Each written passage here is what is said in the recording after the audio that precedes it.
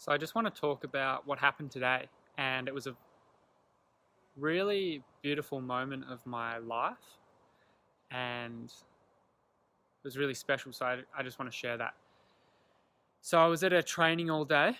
Um, I do quite a lot of different trainings. This one is a profound training on the nervous system and how energy moves through the body and trauma and all these things.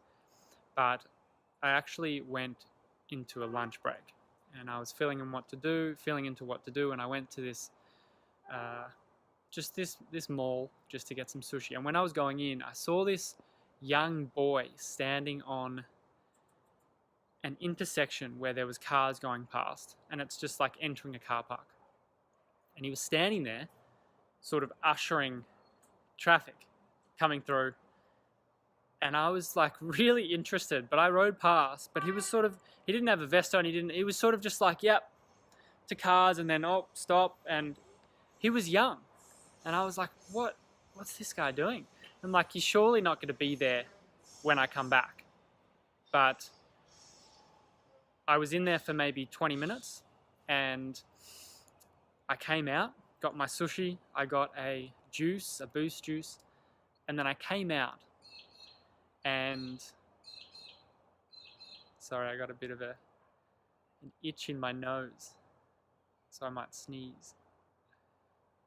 So I came out, and I saw he was still there, and I was like, I'm definitely speaking to this young kid, because what is he doing?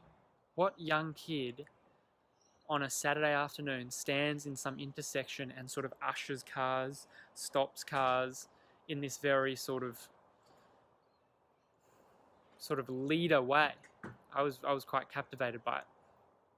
And so I went over to him and I said, "G'day, mate." And he said, "Oh, hi there." And he was quite open, and I just started talking to him, and I started asking questions like, "What are you doing?" And he's like, "I'm here because this is really busy, and I want to help people. I don't want to see any crashes." And I'm thinking, this guy's like 10 or 11 years old, and he's standing here by himself on a Saturday not wanting to see any crashes. And I was like, okay, like, where do you live? Like, what do you do? Do you go to school? And he goes, "Oh, my mum homeschools me." And then he starts talking a little bit about, I said, "Where do you live?" "Richmond." And he goes, "Yeah, there's a lot of drugs there." And I'm like, "Oh, really? You've seen a lot of drugs?" "Yeah, too many."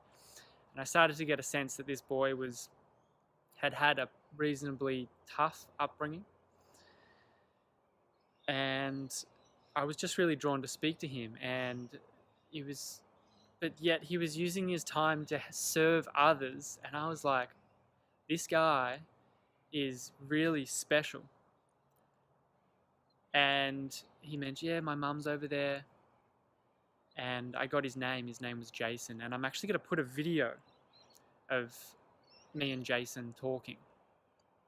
And I just ask him, or he just shares a little bit. I just said, "Is it all right if I film you and just you can share a little bit about what you're doing and these things?" And I really felt into the experience, and I really wanted to instill a deep belief within him that he's such a powerful and incredible human being, and what he's doing for people is truly, truly special. And he received that so deeply. And I told him a book that changed my life. And I said, this book is a secret. I keep it to myself. But if I see really special people who I feel like they're ready to fully change and transform their lives, then I tell them this book. And he's like, "What is the book?" Like, "I don't know if you'll remember it though." And he goes, "No, I've got a really good memory. I remember everything." I go, "Okay." And this book I read when I was about 18. And it's a somewhat simple book, but at the stage of my life, and if you're just starting out in transformation, I think it's a great book. It was for me. It was profound. I just found it in the airport one day going to party with a friend in Thailand, and I ended up reading this book, and he was getting ready to party, and I was like, "This book's amazing. This is changing my life." And that's when my world started to shift quite rapidly in a spiritual way. So I said, okay, the book's called The Monk Who Sold His Ferrari. And he was like, "I didn't know monks drive Ferraris. I didn't know monks we're allowed to have Ferraris. And I was like, well, you have to read the book to find out what happens. And I asked him about 5 minutes later, because he told me his name was Jason. And he asked me what my name was, and I said Charlie. And he goes, wow, that's a beautiful name. And I said, well, and about 2 minutes later, I realized that I'd forgotten his name. And I'd been there with him for about 20 minutes. So I was like, I'm really sorry, but can you please remind me your name? I really want to remember your name. He said, Jason. And I said, do you remember the book I told you? He said, yeah, The Monk Who Sold His Ferrari. And I was like, this boy is on the edge of some real awakening. He had a really hard upbringing. And I went over, I got my bike because I was riding. I spent about half an hour with him.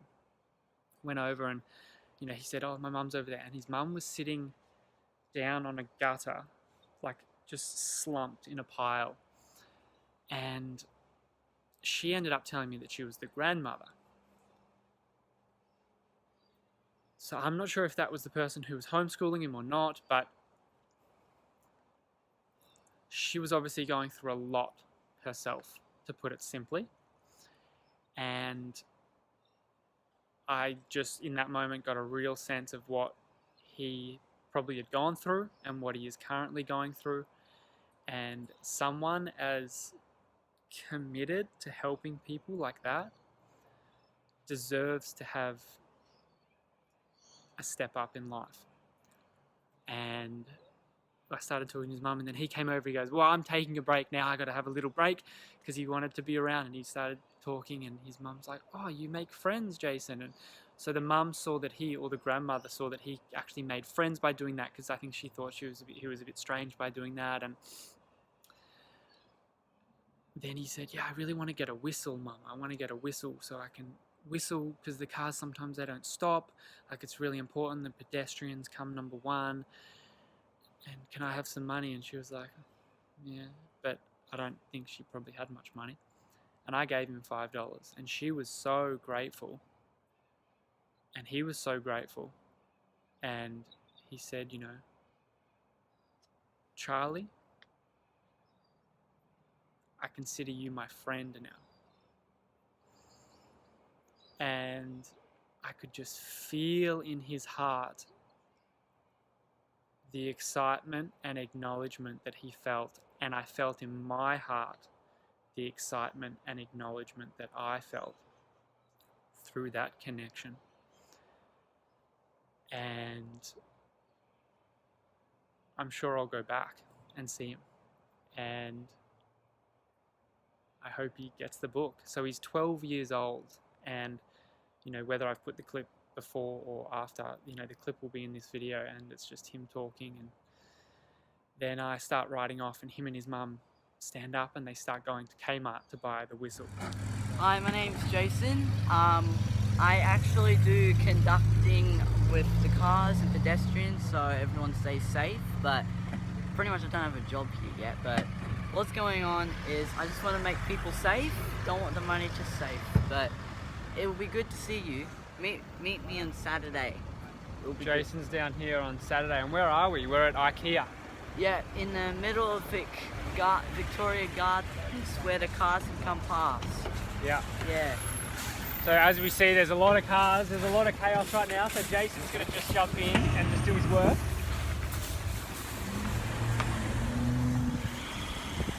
Jason's the traffic conductor, because it gets pretty busy down here. There's a lot going on. He always puts the pedestrians first, which is really good to see, because there's a lot of lanes going on here. And he's thinking about getting a whistle, is that right? Yep. Getting a whistle and maybe a vest or something so people can see him. Yeah. But he comes down here on Saturdays, so if you see this video, then come on over and say hi to Jason. Yeah. So it was a really special moment, and I rode off just full of love and full of compassion, because here I was spending the day learning, transforming, having all these opportunities and gifts continually coming into my life. And here was this boy probably not given much support, being thrown in the absolute deep end, and he was standing in the middle of cars who many of them were not acknowledging him at all, and I was standing right there by him, and that felt beautiful for me, just to give him that support of an elder man being like, this is great, like you're taking this responsibility on for yourself. I can see big things for you in the future.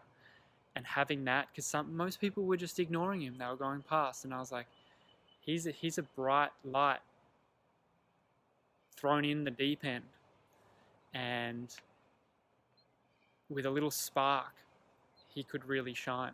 So it was a beautiful moment, and I just wanted to share that and express my gratitude for the interaction. And yeah, so